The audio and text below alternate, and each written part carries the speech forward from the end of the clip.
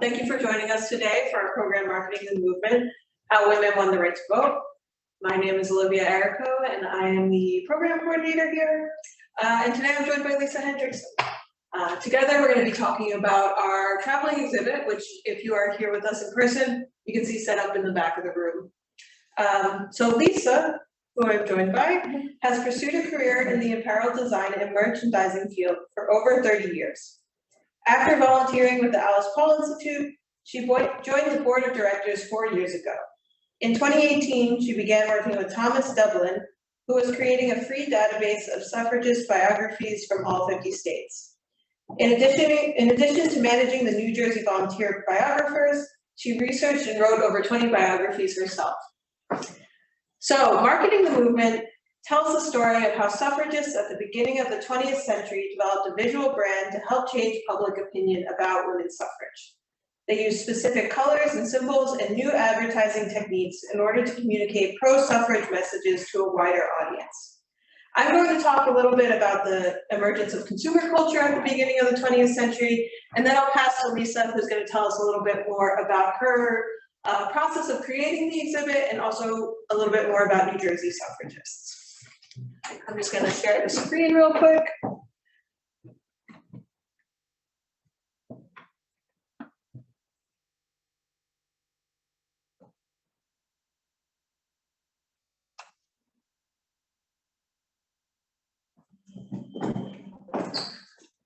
Okay, Tane, you can go to the next one. So for much of the 1800s, many of the things that people used in their house were produced in the home. This began to change in the 1870s with the invention of new manufacturing techniques and increased industrialization throughout the country. So the photograph that's on the screen now is a spinning room in a factory that's manufacturing wool cloth. Cloth was one of the earliest products to be industrialized and mass-produced.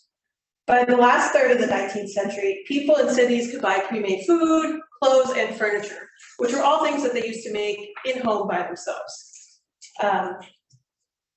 So out of the specialty stores that first sold these things grew department stores. Large stores where shoppers could find all the goods they wanted under one roof.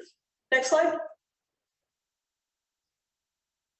So this is a photograph of the Wanamaker department store in Philadelphia. It opened in 1876, and by 1879, it had 49 different departments. So shopping for new manufactured goods, going to places like Wanamaker's was a chore that usually fell to women in the household. And these department stores like Wanamaker's created a shopping environment that catered to white middle-class women. Department stores encouraged women to browse without committing to buying anything, which was a new development. They installed stools so you could look at the display cases and rest, take a break from walking around the store. And they built dressing rooms, which is also a new development, so that people could try on clothing before they bought it. So in this new department store, shopping wasn't just a chore, but it was a source of leisure and entertainment for urban women. However, in many white-owned department stores, Black women were barred, and working-class women wouldn't be able to afford a lot of the goods that were in these stores. So it was really a white middle-class environment for the most part, catering to white middle-class women who had the more money and access. In order to promote all these new manufactured goods and convince people to shop at the stores, the advertising industry emerged, and experts began to develop new advertising techniques, which is really how this begins to tie into the suffrage movement. So stores began putting up elaborate window displays to attract large crowds on the street and creating new print ads. So we can go to the next slide. So this is a window display at Wanamaker's promoting women's dresses. You can see the use of electric lights, decorative paintings, plants, elaborate furnishings, and tablecloths. So these kind of displays were meant to stop people in their tracks while they're walking on the street and really draw their eye. They also mounted spectacular displays like this inside the store, so you could find pictures of really elaborate holiday displays inside Wanamaker's where they have garlands and angels and it's a whole attraction to go see the displays. Again, this is another example of how shopping wasn't just a chore, but rather something you did for entertainment. And it really made spectacles like this a prominent part of the urban environment. Next slide. Another new development in the urban environment was the presence of large billboards and advertisements. So this is a photo of Market Street in Philadelphia, and you can see a number of ads painted onto the side of the building. So if you look the left-hand side, you'll see a number over there, and then in the back on the right-hand side, there's one for coffee. So this was another way that advertisers were attracting people on the street, attracting large crowds of people. The scale and color really made these advertisements stand out. And the use of simple slogans and symbols were meant to communicate messages to people who may be less literate. So the messages of the ads could be communicated quickly and simply. Next slide.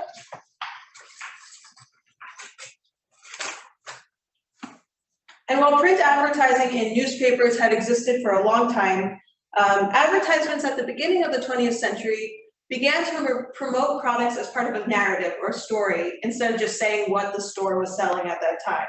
So you wouldn't just see a list of what you could buy at that store, but rather something like this, a story. So this is selling women's clothing and talking about this women's clothing as a reference to fashion from the Napoleon era. So it's from 1909, and it tells the story of Napoleon traveling back in time to discover that fashion of 1909 was like that of the early 1800s, which I feel like is something we still see today. Another important development related to newspaper and printing was the creation of the halftone printing press in the 1890s. So that allowed newspapers to make mass reproductions of photographs, and that's going to be incredibly important in the suffrage movement. The halftone printing press created this boom in public demand for photographs in the newspapers. So many suffragists at the beginning of the 20th century were part of this new consumer culture. They would be familiar with the elaborate displays that you'd find at a department store. They would visit the department store and do shopping for their family. And as they were a part of this culture, they realized that these promotional techniques could be applied to the suffrage movement in order to get a wider audience for the movement. They knew that people liked these big displays and that they were effective at getting people's attention. They also were aware that the changes in technology allowed goods to be mass-produced and information to be shared widely. So you'll see, as Lisa will talk about a little bit, we start getting mass-produced suffrage goods like pins and buttons, and also the suffragists begin using newspaper photographs to share their message. So some of the tactics that this generation of suffragists used that were influenced by consumer culture, like I said, were the creation of promotional suffrage commodities like pins, creating their own advertisements, building a visual brand, and making use of the demand for photojournalism. So now I'm going to turn it over to Lisa, who's going to tell us a little bit more about New Jersey suffragists and the way they made use of these tactics. Thank you, Olivia. So I'm going to clear my throat, so hopefully my allergy frogs go away. So because of my journey into suffrage history with Professor Dublin, I was inspired to create a traveling exhibit for the Alice Paul Institute with the goal of bringing awareness of some of the lesser known extraordinary New Jersey women and events through photos and stories. The exhibit shown on the screen, or will be shown on the screen, there we go, was made possible by the Alice Paul Institute, the Camden County Historical Society, and Trim Tab Design Agency. Each of the 6 banners features an important New Jersey woman, as well as pictures and information on how suffragists use revolutionary new marketing techniques to advance their cause. This is just a small portion of the many women who participated in the New Jersey suffrage movement spanning over 70 years.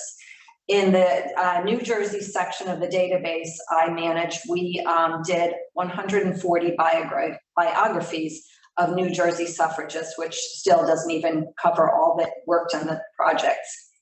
My research sources included visits to many local historical societies, including organizations in Haddonfield, Riverton, and Camden.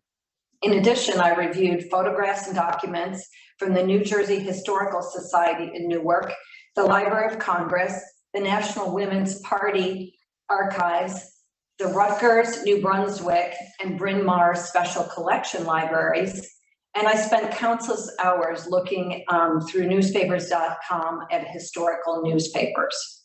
Slide, please. New Jersey women were the first in the country to vote, starting with the 1776 New Jersey State Constitution. But then in 1807, the state legislature took away the right for women. In the 1860s and 70s, Vineland, New Jersey was the home to many progressive men and women who advocated for women's suffrage. Lucy Stone organized a society in 1867 focused on women's rights, which became known as the New Jersey Woman Suffrage Association. Suffrage advocates Portia Gage, Susan Pecker Fowler, and African-American Henrietta Crawford were part of a group of 172 women in Vineland who unsuccessfully tried to vote in the 1868 municipal elections. When they were turned away from the official ballot box, the women brought their own box, which is shown in the photo or on the slide. Around 1900, the New Jersey suffrage movement started to grow new leaders, including Florence Howe Hall, Mary Philbrook, who was a lawyer, and Manola Graham Sexton. They were organizing rallies and conventions in cities like Ocean Grove, Essex, Jersey City, and Newark. New political study clubs were formed, and many suffragists were also part of the Women's Christian Temperance Union. While committed to the suffrage cause, they favored less confrontational methods, instead focusing on educating men and women through suffrage schools and informational rallies. Slide, please. Because most major suffrage organizations in the United States were predominantly composed of well-to-do white women, others, like working class women, immigrant women, and women of color, started their own organizations. New Jersey was no different.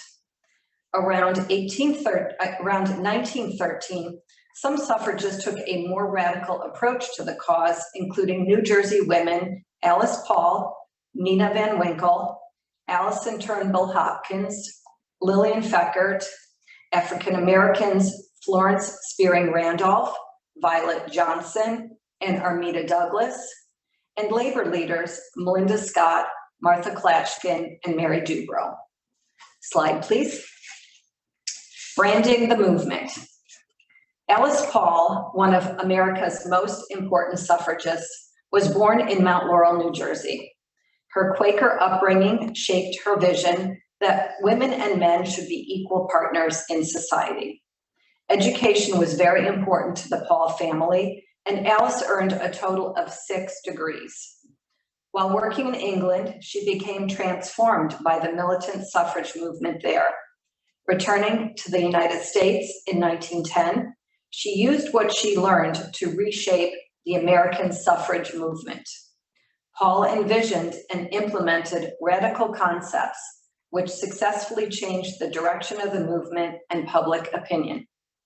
After the 19th Amendment's ratification, Paul wrote the Equal Rights Amendment, which she worked to pass for the rest of her life. Unfortunately, it still has not passed. Around 1910, American suffragists began using revolutionary marketing techniques to spread their message. These innovative tactics successfully generated publicity, attracted new members, created political pressure, and raised funds. Participating in open-air rallies, marches, and automobile tours were considered to be outside the appropriate behavior for society women in 1900.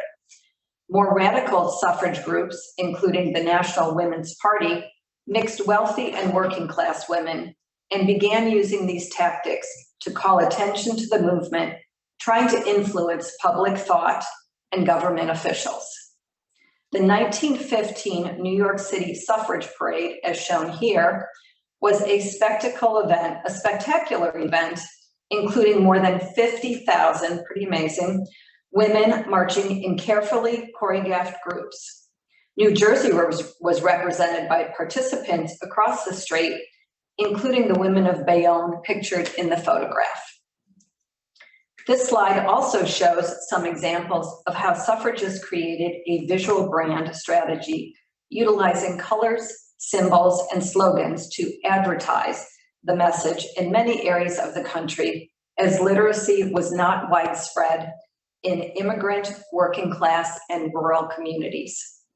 For maximum effect, suffragists used a tricolor palette of purple, white, and gold, representing loyalty, purity, and hope. They wore white outfits to signify the purity of their movement, and often wore yellow roses on their lapels to show solidarity with the movement. Examples of this are shown in the photos of Nanny Burroughs and fellow African-American suffragists at the Women's National Baptist Convention. Margaret Foley is in the automobile, and New Jersey parade delegates showing their tricolored banners. Suffragists employed short, pointed phrases to quickly communicate their message. Slogans like "Votes for Women" were the hashtag of the day. Another example is the motto of the National Association of Colored Women's Clubs, "Lifting as we climb," which advocated for women's rights as well as uplifting the status of African Americans as a whole. Two examples of banners featuring these hashtags are shown here. And the one of the little girl is from the magazine, The Crisis. Creating publicity, slide please. Creating publicity. Wilhelmina Ginger Van Winkle, known as Nina, was born in New York City and moved to Newark, New Jersey after she married.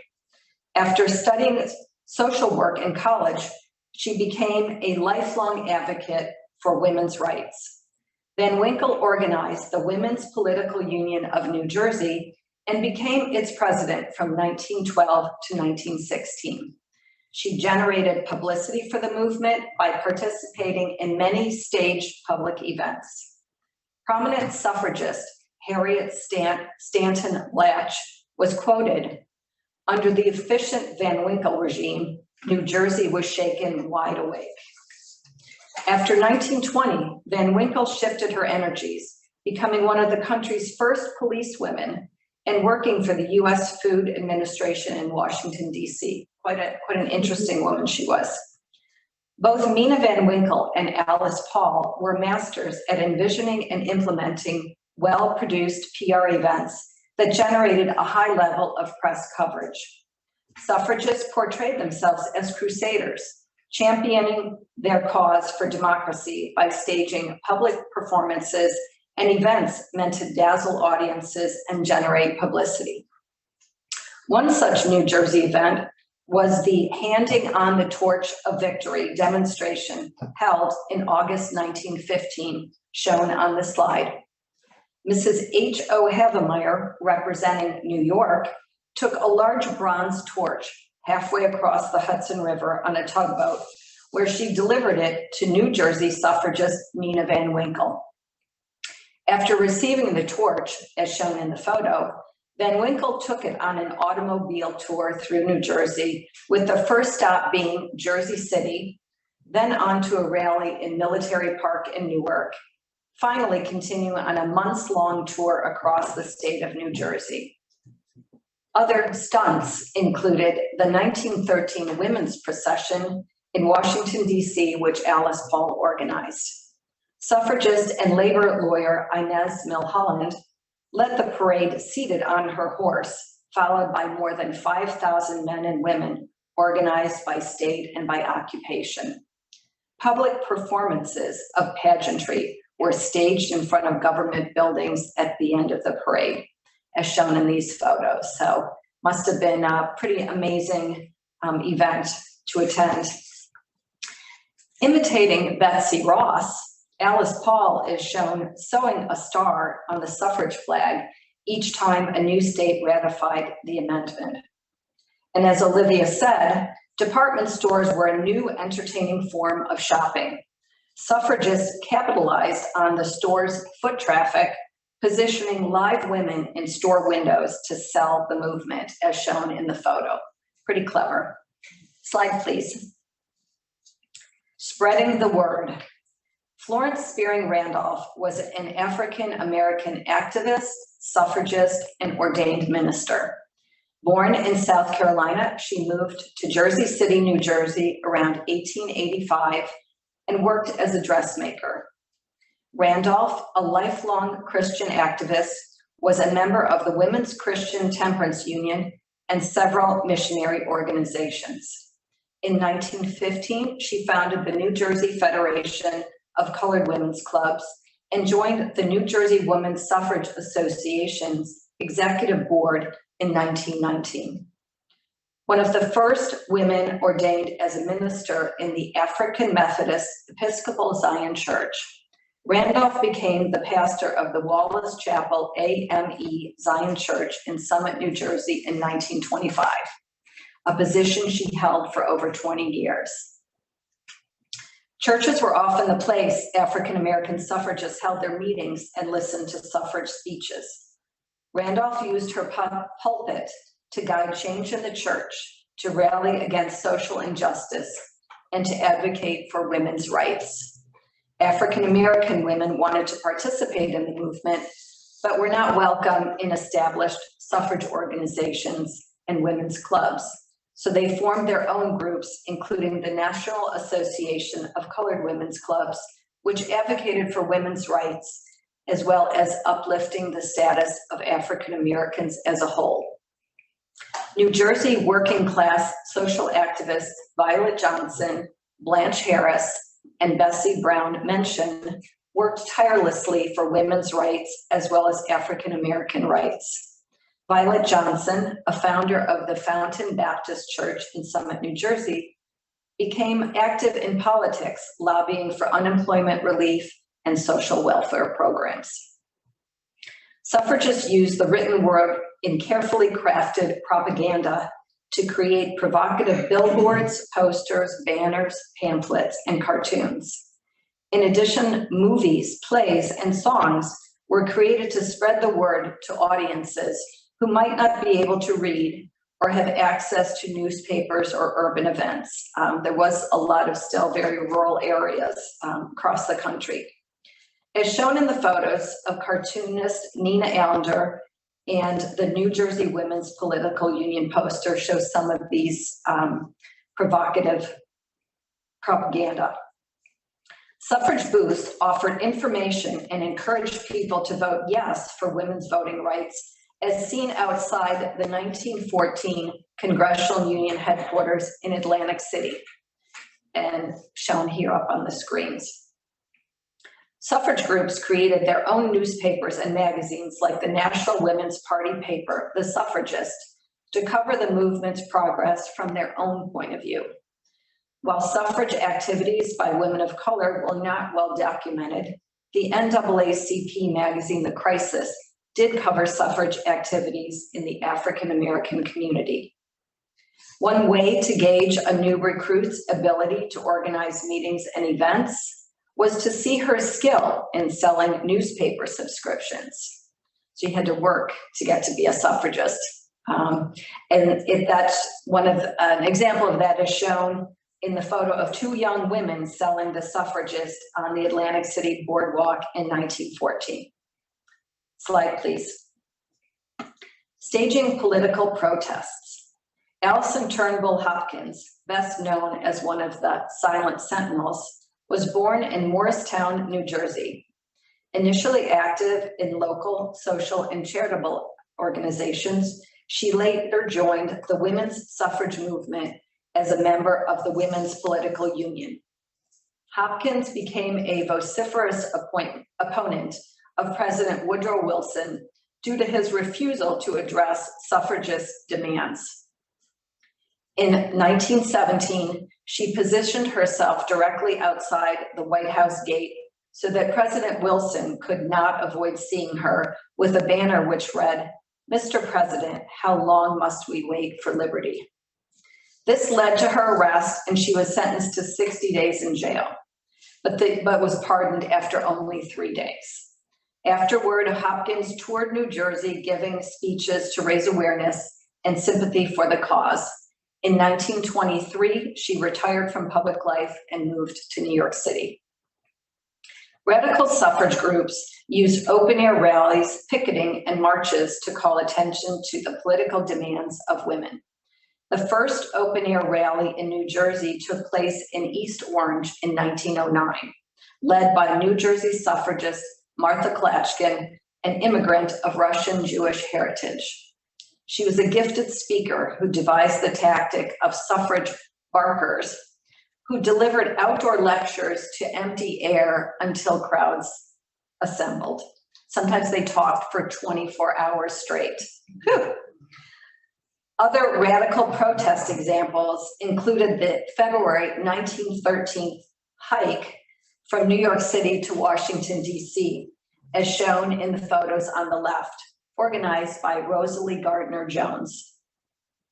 The people in small towns don't see suffrage literature. They can't go to great inspiring suffrage meetings. We had to bring them the message in person, said Jones. The 3-week-long march traveled through sites in New Jersey, including Newark, Trenton, Princeton, and Burlington County. This was a pretty amazing feat, given the logistics, the time of year, February, and that the automobile transportation was in its infancy. Ida Kraft traveled with her and is shown speaking to Bridgeboro, New Jersey residents as the hike passed through there. All over the country, local suffragists held their own marches and rallies. These photos show suffragists leaving Cameron House headquarters in 1917, and also local New Jersey suffrage group, the East Camden Equal Suffrage League at the Camden Ferry. I guess there used to be a Camden Ferry. Slide, please. Harnessing new technology. Lillian Ford Feckert, born in Brooklyn, New York, moved to Plainfield, New Jersey, where she joined the New Jersey Women's Suffrage Association in 1910. As enrollment chairman, she implemented door-to-door campaigns and outdoor rallies. While president from 1912 to 1920, she traveled extensively, speaking to groups all across the state. Feckert, a practical leader who realized the value of having large numbers of African-American women as members, partnered with Black suffragists Florence Randolph and Mary Talbert. After 1920, Feckert held positions in the New Jersey Republican Party and the New Jersey League of Women Voters. By the 1930s, she had retired from political life. Suffragists used the latest technology of the day to spread their message, including telephone, automobiles, motion pictures, and the airplane. These tactics were successful in generating publicity, attracting additional members, creating political pressure, and raising funds. Even as early as 1913, automobiles were used to spread the message, as shown in the sepia photo. In 1915, there were over 100 rallies across New Jersey alone. It's amazing. And several of the prominent ones ran through southern New Jersey, as shown on the map. Feckert led the Purple Route in April of 1915, which traveled from Paterson through towns including Elizabeth, Atlantic City, Philadelphia, and Camden.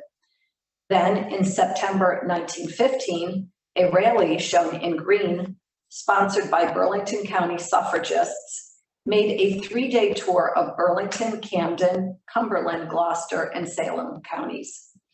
The blue route traveled along the New Jersey shore towns. During the 1916 suffrage special rally through New Jersey and Pennsylvania, automobiles decorated with banners attracted attention along roads and in cities, where car occupants would give open-air speeches. Instead of having to set about a tent for a speaking platform. They just stood up in the car and spoke. With telephones, suffragists could rapidly communicate information, raise funds, and reach new prospects nationally. Alice Paul is shown on the phone at the National Women's Party headquarters in 1913 on screen. Capitalizing on the novelty of the airplane, suffragists used them for dramatic effect to call attention to the struggle for votes for women as shown in these photos. Suffragists created a bold message in the sky before a flight that dropped suffrage literature over Staten Island, New York in 1916. And National Women's Party co-founder Lucy Burns dropped suffrage literature over Seattle in 1916 to advertise the Chicago Suffrage Convention. Crazy women. Slide, please. In closing, I hope I have sparked interest in learning more about New Jersey suffrage history. The exhibit has been on display at the New Jersey State House, the Constitution Center in Philadelphia, and several universities. The traveling exhibit can be seen at Paulsdale by appointment, and organizations who are interested can book the free exhibit to be displayed on their premises by contacting programs at API. Thank you.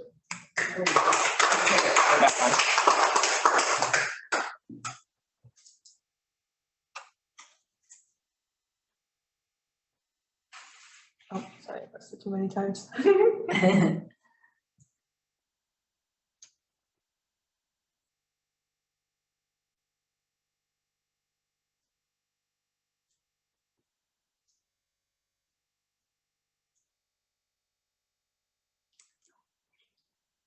Sorry. It says This thing is a little technology.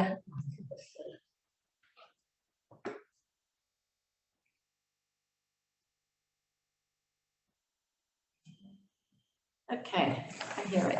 Okay. So now I'd like to open it up to any questions anyone might have. What can we do to get this ERA going? When I was working in New York State, in Westchester County, the school district, I had a bumper sticker. This is in the 70s. ERA now. Where is it now? You almost want to get up and march and do some of these things. This is the inspiration that these women give us, even in this day. Well, there's a whole series of marches being planned for October 8th, 7th, 8th, and 9th in cities across the country. A big one's planned in Washington, D.C. And so if you go on to Women's March 2022, and I think, we're going to be putting up, you can see where there are local marches if you're interested in working for gender equality for all and women's rights and all the rights that people are looking to take away these days. Yes.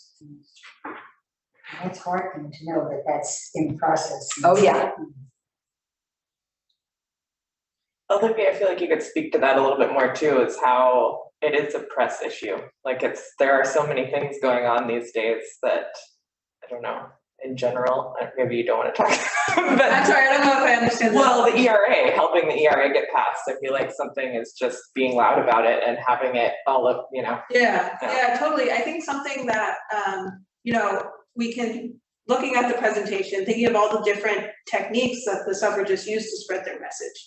It was visual, it was spectacle, it was all these ways that it was really about using new technology and different techniques to really get the message out. And I think we should really be, as we're thinking about women's rights today and the ERA in particular, we can really start borrowing from that. I think that is one of the biggest obstacles, right? Is like so I'm the youth program coordinator here, so I go to a lot of schools and I'll talk to high school girls who have never even heard of the ERA.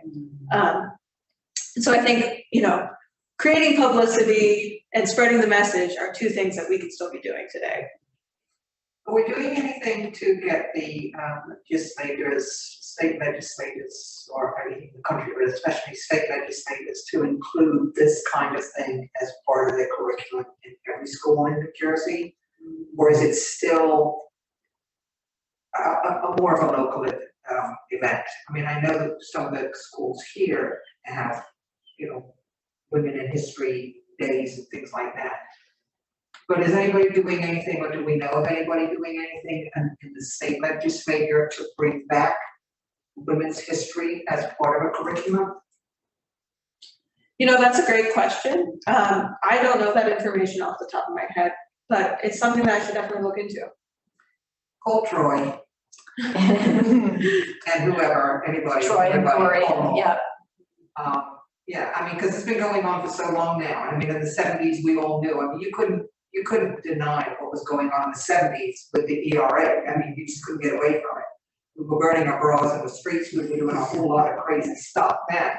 But here we are today, and it just seems like it's just gone to bed again, even though we vote in people who we think are going to make this happen and bring it to the forefront. Yeah. It never gets anywhere. It just stays where it is, and it's just seems to be a frustrating thing right now that nobody seems to be pushing those that we put in to office to bring this to the forefront and to make a noise about it, because they're all busy doing other things and being this 45 and all the other Yeah, stuff. well, I do want to plug, I'm sure some of you have heard of this group, but a really great youth-led group called Generation Ratify that's doing a lot of work around the ERA. I know they do a lot of like public protests in DC, and they also have information if you go to their website about writing to your local officials, state officials to try to get the ERA passed. We are also hosting a postcard writing again in November, I think, right before the election. So we'll send ERA postcards to everyone. I think part of in the the problem with politicians, they tell you you're yes, and then they get in there and go, no. So it's all about the vote. It's what it is, they want your vote, so they're gonna be a yes. I understand that, but when I do tours here, you know, it's like I get on my little stand, you know, I'm always preaching when, I mean, people will learn eventually that if it's Sally who's doing the talking, I will wait for another day, because I get on my back, you know, I get on my bucket at the end of the thing. And I'm always telling people that, you know, you have a responsibility to follow up with these people that you put in office and ask them why they aren't bringing this to the forefront, or why they're not doing anything about it. And people just kind of look at you like, oh, that's a good point. And I don't know that anybody ever does a thing about it, I don't know. But I mean, we can't just vote them in and then just say, well, they're busy doing other things, or they just wanted to vote. You gotta, you know, it's their job, and we should fire them if they don't do it. We should give them a performance appraisal every year saying, hey, what have you done for me that I voted for you this year? Because they're supposed to answer that. Yeah. I think New Jersey's one of the more progressive states, and there is legislation that protects the Lowest Ledbetter Act and things. So New Jersey, our politicians in general are, you know, pro ERA and pro gender equality. You know, it's getting also, you know, other states around the country that maybe don't have as progressive ideas and things like that. But I think a lot of people, you know, think that there are a lot of laws that are protecting everyone's rights, and without a constitutional amendment, they can be taken away, which we're seeing now. You can think you're protected for something, but if it's not in the Constitution and it's up to a state by state, you could be in a state where certain rights are taken away from you. So that's why I don't think people understand as much why we need a constitutional amendment, so that it does cover everyone across the country who, you know, if you're not living in a progressive state like New Jersey. If I said that correctly. Yeah.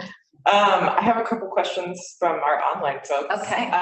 You've talked about a few, but I know you know many more, so I don't know if you want to say anything else about some of the Black women that were involved in New Jersey specifically.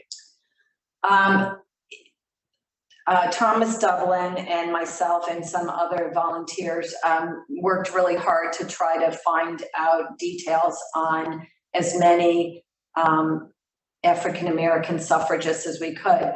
Unfortunately, where I found a lot of my information was actually in newspapers. And unless it was covered by an African-American newspaper, most of their events were not covered particularly well. So Violet Johnson, couple good books written about her, Blanche Harris.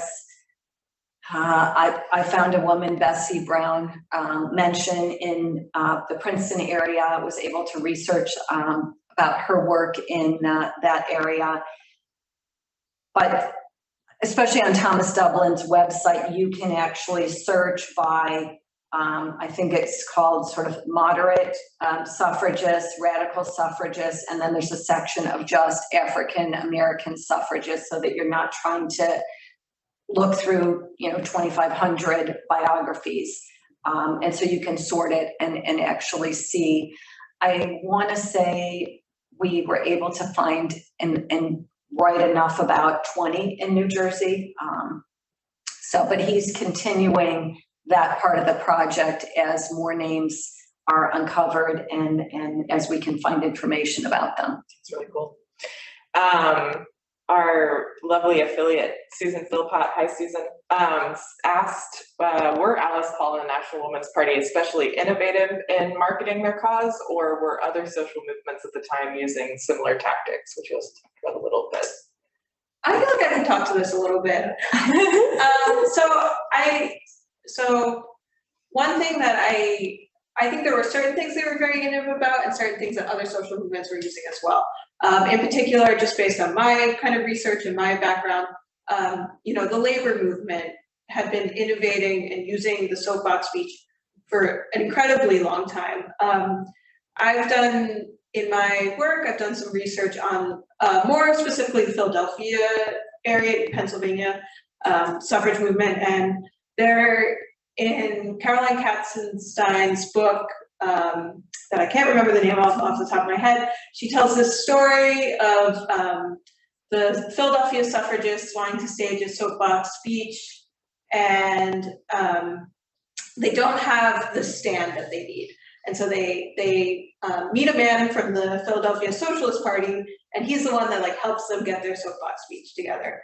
So, which I really love that story. I think it's an interesting example of how things that we don't necessarily connect, or really all these different social movements were in conversation with one another.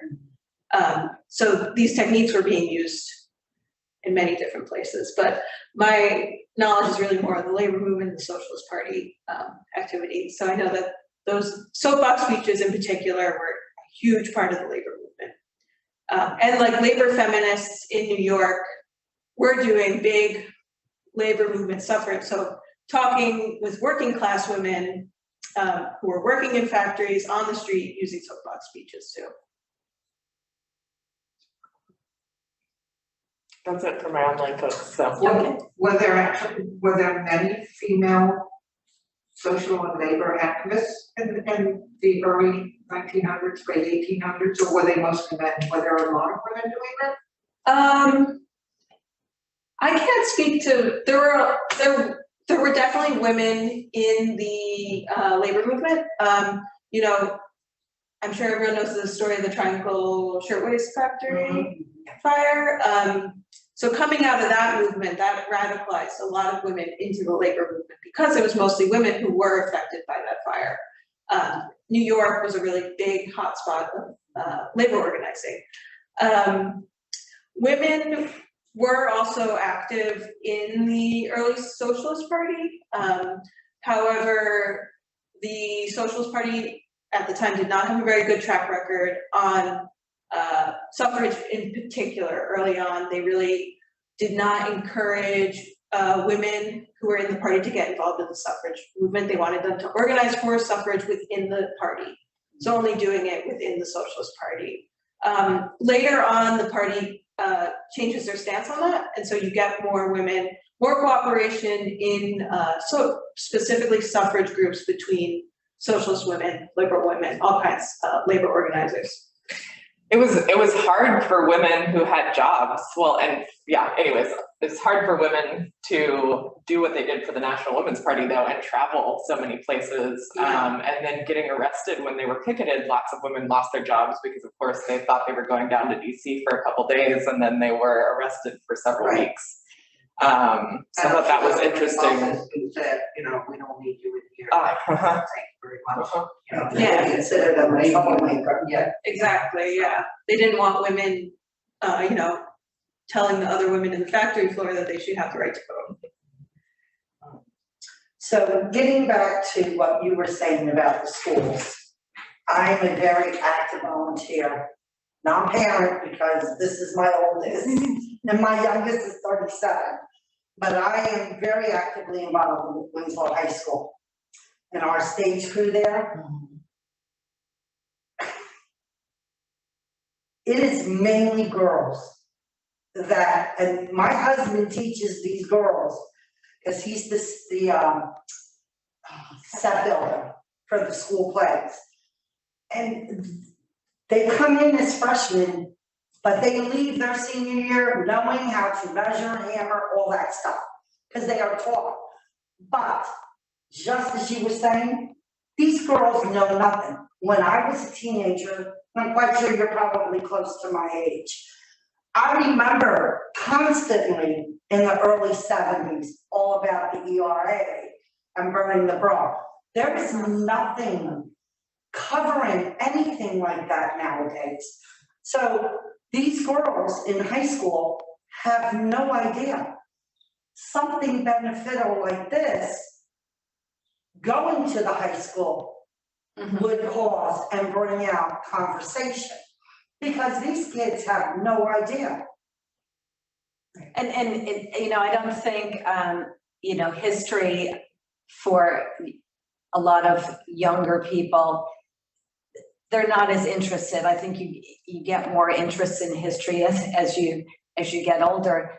But, you know, you think about the time that these women were doing these things, and can you imagine like sitting in an open air airplane, like throwing leaflets out over, like who, you know, like that's the craziest thing to do. And so I think that when you can find moments in history where people really are pushing the envelope, that it does get interesting. And so the idea for this exhibit, when I was working with the gentleman who actually physically designed it, we wanted to create something that would interest somebody who is 10, 16, up to somebody who was, you know, whatever, 80 years old, that, you know, there were exciting photographs, exciting moments, because there really were.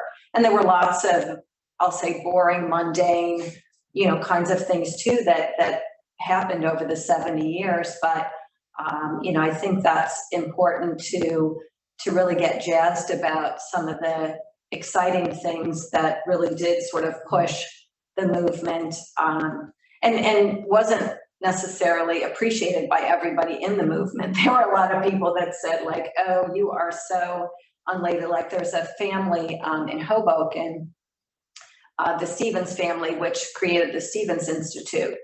And so Carolyn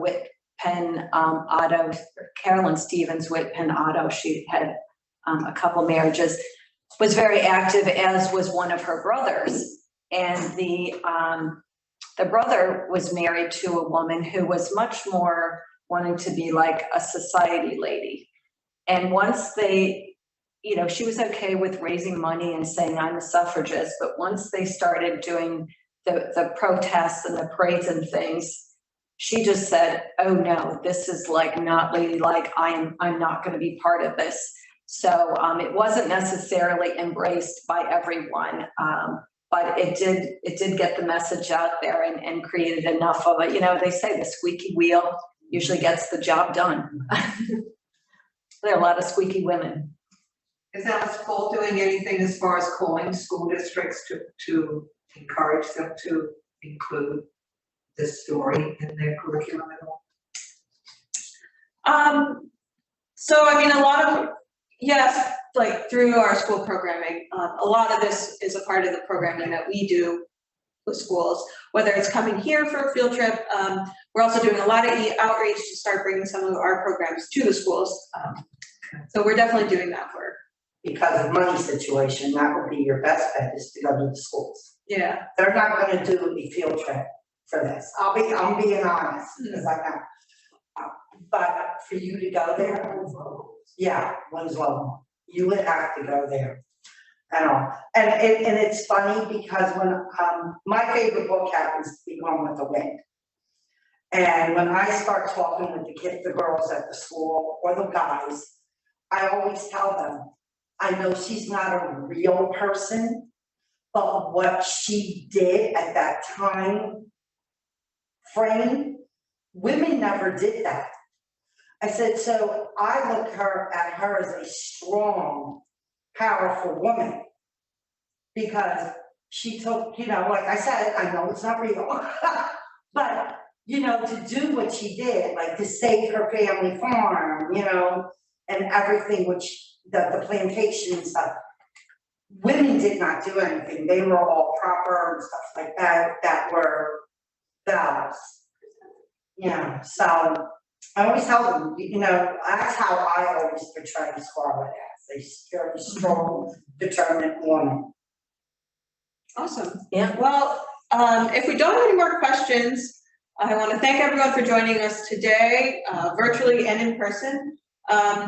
If you are interested in borrowing our traveling exhibit, Marketing the Movement, you can visit our website, alicepaul.org, and fill out a form under the exhibits tab, and I will get back to you. For our folks who are here in person, feel free to explore the exhibit in the back of the room. And then over in the dining room, we have a small special display of some artifacts from our collection.